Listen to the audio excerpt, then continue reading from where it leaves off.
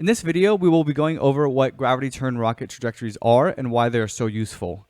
And we'll be going over the rocket's equations of motion modeled in 3D Cartesian coordinates. So there are a lot of sources on the internet that model gravity-turned rocket trajectories with a scalar value for velocity and a flight path angle as part of the rocket state vector. But in this video, we will be going over the equations of motion for gravity-turned rocket trajectories purely in 3D position and velocity vectors. This way, these rocket simulations can be smoothly implemented with all of the other orbital mechanics software in the GitHub repository and the videos on this channel. So some examples of future implementations into the software and for this video series are latitude and longitude coordinates of launch sites. So we can plug in lat-long coordinates of Cape Canaveral in the US or Satish Dhawan Space Center in India. So that involves converting those latitude-longitude coordinates into Earth-centered Earth-fixed frame position vectors, which can then be converted to the Earth-centered equatorial inertial frame, which is a J2000 frame, which would then be the initial conditions of the rocket propagation. Also note that this involves incorporating ephemeris time since the Earth's orientation is a function of time. We can also add the Earth's rotation as part of the initial state vector, which again is a function of the latitude-longitude coordinates. And another advantage of modeling these trajectories this way is that the curvature of the Earth is already accounted for since we are already using Newton's universal law of gravitation to model Earth's gravitational pull, and we can just implement a stop condition that if the norm of the position vector is less than the Earth's radius, the rocket has crashed onto the surface.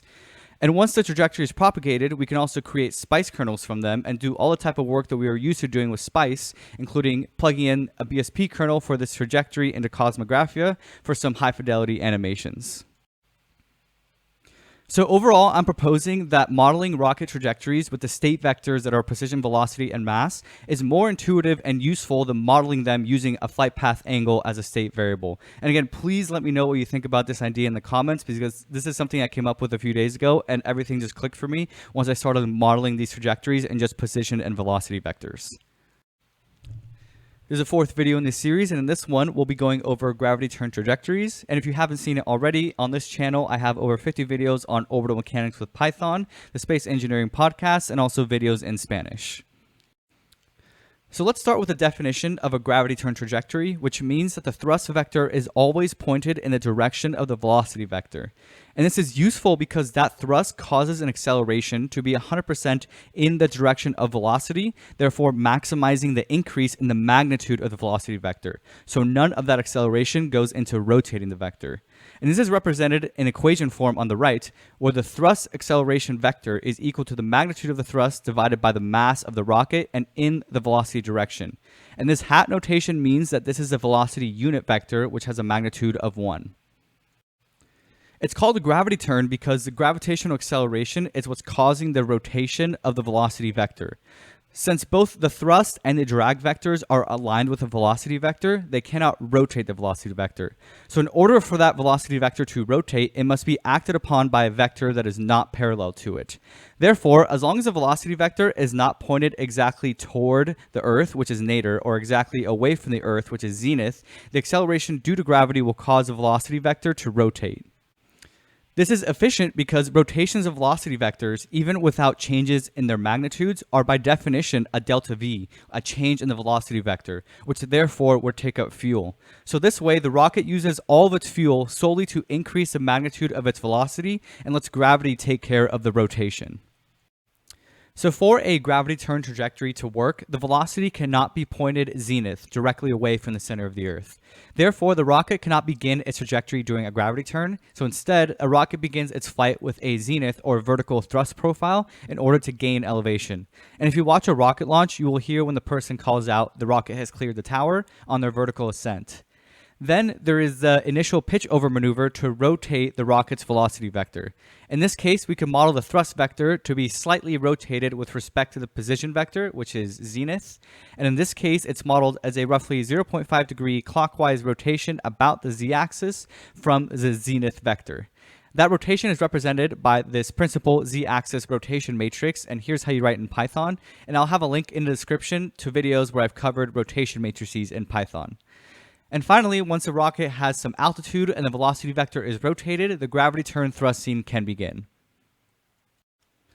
Now we get to the state vector and its ordinary differential equations. So for the state vector, we have the position, velocity, and the mass, since the mass is decreasing when the rocket is thrusting. The derivative of position is velocity, and the derivative of velocity is acceleration. In this case, we are modeling the acceleration due to gravity using Newton's universal law of gravitation. The thrust for the gravity turn is in the direction of the velocity vector, and the atmospheric drag is in the opposite direction from the velocity vector. And note that this is only true if we assume the atmosphere to be stationary. If we want to model the atmosphere as rotating or winds, this unit vector will be the relative velocity vector with respect to the atmosphere. And finally, once you put everything together, here is the ordinary differential equation for the acceleration of a rocket in a gravity turn trajectory modeled in 3D Cartesian coordinates. And if you'd like to keep up with the software and videos I'm developing for this rocket trajectory series and the orbital mechanics series, I've started creating issues in the GitHub repository for this channel, and I'll have a link in the description to this repository. So if you go to issues, you can see all the issues that I've created. I have one closed because I just finished implementing the animation functionality for the gravity turn rocket trajectories video, which is this one. So if we take an example of another one, implement the 3D rocket launch coordinates and ephemeris time, and have a little description of why this is necessary. An example for the orbital mechanics series is this interplanetary trajectory reinfinity matcher, which I already have done, and I've already posted a few animations, but I just need to clean up all that software in order to be able to post it onto this repository and make the videos.